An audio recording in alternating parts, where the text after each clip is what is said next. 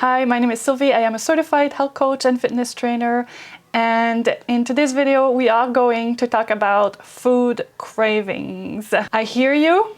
I know that many of you are struggling with food cravings and it makes it really hard to attain your health goals. And that's why in today's video, I decided to address what food cravings mean, the root causes of food cravings, and how to overcome these food cravings. Also, in the blog post, you'll find a handy little infographic that has most of the information that we'll be talking about. So don't forget to check out the link in the description below to see that infographic and possibly save it to your phone or computer if you'd like that. But let's get started with what food cravings mean and what causes them. A big component of food cravings is emotional. Eating is a comforting experience. The hormones that are released while you are eating certain foods activate the pleasure centers in your brain, and that reward makes you want to do it again.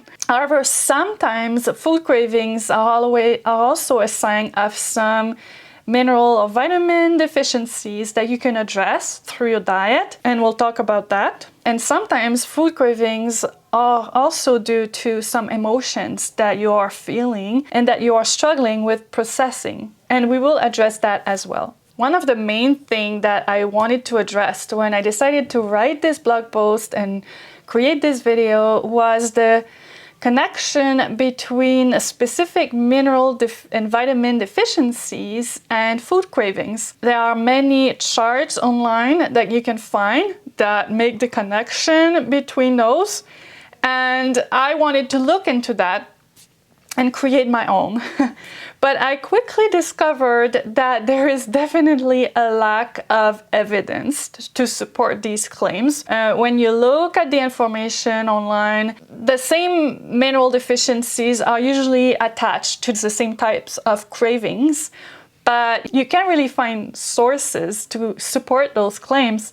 So I'm going to relay some of that information to you, but I want you to take it with a grain of salt and really experiment and see what happens in your body. We don't necessarily need research and studies to support every claim if you find that it gives you result and it's helping you. At the same time, well, yeah, if there's no research, there are no studies, take it lightly, but give it a try if you think it might help. I divided the types of cravings that are most often experienced into 5 categories. Typically, we crave sugar, salty foods, breads and pasta, fried foods, or creamy foods. And again, I'm going to encourage you to go check out the blog post to have specific recommendation regarding each of these types of cravings and what deficiencies they might be related to, what emotions might be causing them. But in this video, I'm just going to give you some general tips that will help you deal with your cravings no matter the type. I found the tips to be very effective myself. I'm like everybody else. I struggle with cravings sometimes. I used to struggle with cravings a lot, and these tips have helped so much. My number 1 tip is, surprise, surprise, intermittent fasting. And the reason intermittent fasting is so effective at helping you deal with food cravings is that it addresses 2 very important root causes of cravings. One of them is insulin resistance, and one of them is food associations and food habits that you've created over the years. So as far as insulin resistance goes, we've talked about that before. The more you eat, the more frequently you eat, the more your body has to produce insulin. And over time, it may decrease your body's sensitivity to it. And there are many studies to support the fact that fasting helps improve your insulin sensitivity. And as you do that, and as your insulin sensitivity improves over time, you'll notice that you don't crave food as much. It just happens naturally. As far as breaking your habits and your food associations, well, when you're not allowed to eat because you're in your fasting window, you have to find different ways to deal with your emotions. And you also have to create new habits. If you had the habit of having a morning snack or a mid-afternoon snack, and now this is your fasting window, well, you're gonna have to learn to create new habits surrounding those times. Another tip that's really helpful is to eat whole foods. In my chart, you'll find a lot of healthier substitutions that you can make when you are craving certain foods. So there's that. For example, if you're craving sugar, you could eat dark chocolate. You could make a healthier brownie version made with almond butter, for example. If you're craving salty foods, you can eat roasted nuts or kale chips. If you're craving breads and pastas, you can indulge in a slice of sprouted bread or gluten-free sourdough. And also, as you nourish your body whole foods, and you make sure you learn to create meals that are nutrient dense, you will help your body function more optimally. And with proper supplementation, you will eliminate some vitamin and mineral deficiencies, and that may also help reduce your food cravings. My number 3 tip is to exercise. Exercise is the ultimate craving busting activity.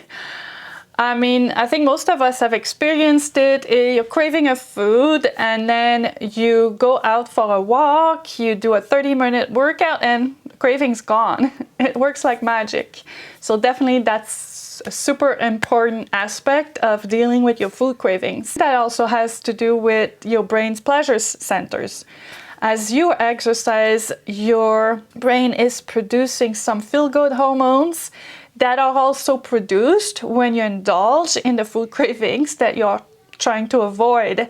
So basically you are replacing that reward that you get from eating by exercising. My number 4 tip to address food cravings is to foster human connections. Sometimes we eat to fill a void, and that void should be filled with interacting with other people and a community of loved ones that we can nurture and be nurtured by as well. Find ways to connect with other people and find ways to be a blessing for others, to give to others, to be helpful in your community, to give back. And you may find that really helps you as well in the long term. My number 5 tip is to meditate. And I don't necessarily mean sitting there with your legs crossed and your fingers pinched going although this may be helpful for you. Any type of meditative activity, could be walking, could be driving, could be listening to music, sorting through socks. There's lots of meditative activities that will help you relax, eliminate some of the stress that may be causing you to overeat and crave foods. These activities again increase your dopamine and serotonin levels, which are your pleasure hormones. Another great way to get into that meditative state is to practice deep breathing. So you may want to give this a try as well. That is something that I've been trying to focus more on. I noticed that quite often I'm not breathing fully. I'm kind of holding my breath and breathing very superficially. So try to pay attention to that and make sure that a few times a day you make a conscious effort to breathe more deeply, to calm yourself, to relax your shoulders, relax your face and your neck, and see if that helps.